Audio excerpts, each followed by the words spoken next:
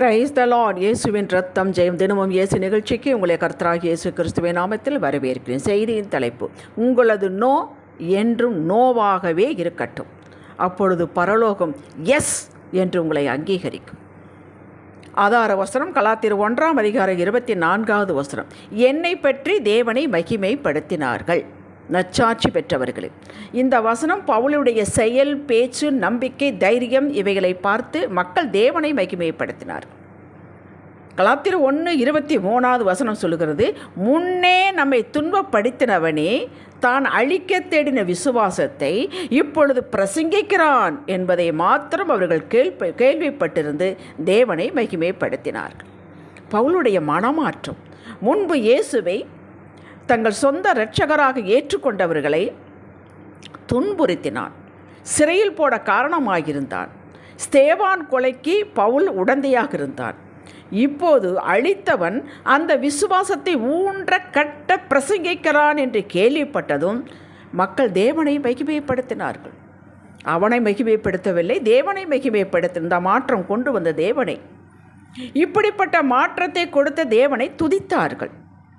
பவுலை இயேசு ஒரு நாள் சந்தித்தார். இது அப்போஸ்தலர் 9 பதிவு செய்யப்பட்டுள்ளது, விவரிக்கப்பட்டுள்ளது என்பதை நாம் யாவரும் அறிவோம். பரலோக பலனால் நிரப்பப்பட்டான். இப்போது நோ என்று சொல்லியதை அவன் எஸ் என்று பிரசங்கிக்கிறான்.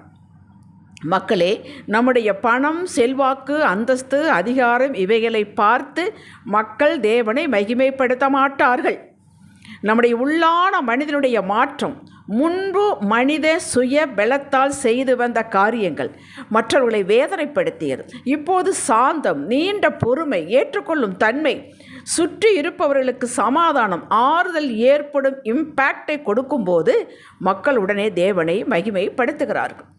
தேவனை மகிமைப்படுவதற்கு நாம் காரணமாக இருக்க வேண்டும். இதுதான் வாழ்வினுடைய உயிர் நாடி.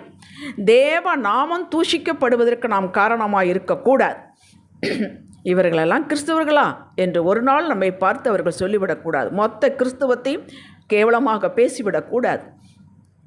எல்லா சுவிசேஷம் 4 சுவிசேஷம் வாசியுங்கள். எப்பொழுதெல்லாம் இயேசு குணப்படுத்துகிறாரோ, பேய்களை ஓட்டுகிறாரோ, பெரிய அற்புதம் நடக்கிறதோ, அப்பொழுதுதான் மக்கள் தேவனை மகிமைப்படுத்தினார்கள். அவருடைய நாமத்தை உயர்த்தி பிடித்தார்கள்.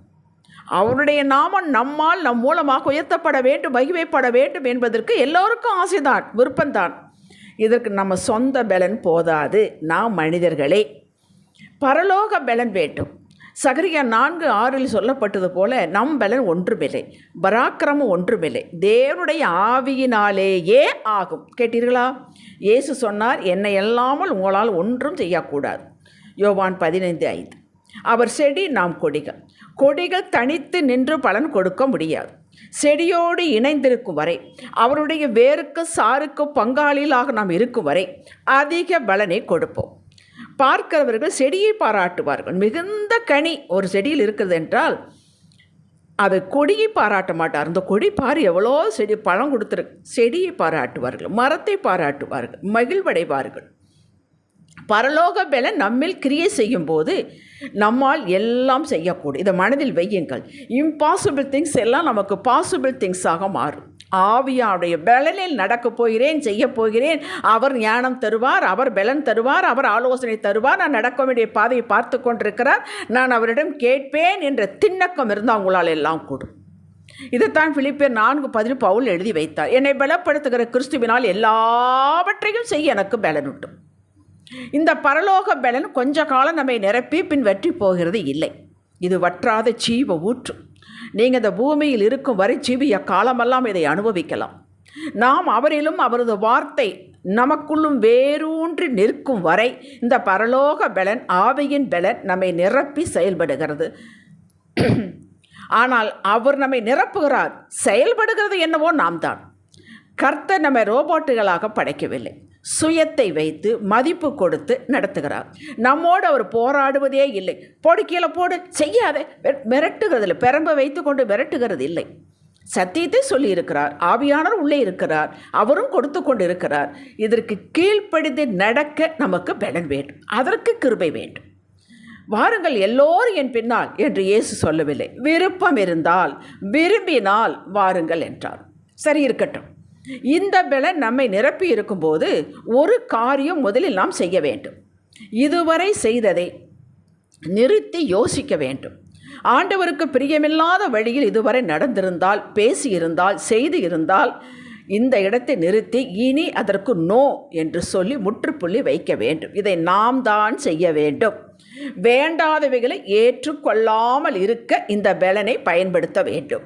ஆதியாகமம் 14ஆம் அதிகாரத்தில் ஆபிரகாம் தன்னிடம் கைவசமுள்ள ஆட்களை கொண்டு 5 ராஜாக்களை தோல்வியடைய செய்து துரத்திவிட்டான். அதாவது சோதேமின் ராஜாவுக்கு எதிராக வந்தவர்கள். சோதேமில் தான் தன் உறவான லோத்து இருக்கிறான். லோத்தையும் சேர்த்து கொண்டு அவருடைய எல்லாவற்றையும் கொண்டு பறித்து கொண்டு போய்விட்டார்கள். அந்த ராஜாக்கள் கொண்டு போய்விட்டதை இப்பொழுது ஆபிரகாம் எல்லாவற்றையும் திருப்பி கொண்டான். சோதேமின் ராஜா பெரிய கிஃப்டோடு ஆபிரகாமை சந்தித்து, இந்த பொருள்களை எல்லாம் நீர் எடுத்துக்கொள்ளும் என்றான். ஆபிரகாம் தைரியமாக ஏற்றுக்கொள்ள மறுத்துவிட்டான். இந்த இடத்தில் கற்பனை பண்ணி பாருங்கள். ஏராளமானது கொடுக்க நான் தானே போய் சண்டை போட்டேன், நான் தானே இதற்கு உரிமை இருக்கிறது அல்லவா என்று வியாக்கியானமும் அவன் பேசவில்லை, ஜட்ஜ்மெண்ட்டும் பண்ணவில்லை. வேண்டாம், ஆபிரகாமை ஐஸ்வரன் ஆக்கினே என்று நீர் சொல்லாதபடிக்கு நான் ஒரு சரட்டை ஆகிலும் பாதரட்சியின் வாரை ஆகிலும் உமக்கு உண்டான யாதொன்றாகில் எடுத்துக்கொள்ளேன் என்று வானத்தையும் பூமியும் உடையவராகிய உன்னதமான தேவனாகிய கர்த்தருக்கு நேராக என் கையை உயர்த்துகிறேன் என்றான். அவன் கையை உயர்த்தினான். ஆண்டவர் விட்டு விட்டாரா? நான் தானே உனக்கு அனுப்பினேன் கிஃப்ட்டு என்று சொன்னாரா? இல்லையே. ஆதியாகமம் 14ஆம் அதிகாரம் 22-23 இந்த நிகழ்ச்சி பதிவாகியிருக்கிறது. இந்த குணம், ஆட்டிடியூட் நமக்கு வேண்டும். நம்முடைய நோய் எந்த காலத்திலும் எந்த சூழ்நிலையில் நோ தான், அது எஸ்ஸாக மாறக்கூடாது. இப்படிப்பட்ட ஆபிரகாமை கர்த்தர் எப்படி கனப்படுத்தினார் என்பதை ஆதியாகமம் 24ஆம் அதிகாரம் 35வது வசனத்தில் ஆபிரகாமின் ஊழியக்காரன் மூலமாக நமக்கு வெளிப்படுத்துகிறார். அது என்ன சொல்லுகிறது? கர்த்தர் என் எஜமானனை மிகவும் ஆசீர்வதித்திருக்கிறார், அவர் சீமானாயிருக்கிறார். கேட்டீர்களா? கர்த்தருக்கு நோ என்றால் நமக்கு நோதான். உங்களை சீமானாக்குவதற்கு அவருக்கு எவ்வளவு நேரம் பிடிக்கும்? அது அற்ப காரியம். அவருக்கு எஸ் என்றால் நமக்கு எஸ் ஆக வேண்டும். இதை செயல்படுத்த பரலோக பலன் உங்களுக்கு உண்டு. இதற்குத்தான் பலன் வேண்டும், இதற்குத்தான் கிருபை வேண்டும்.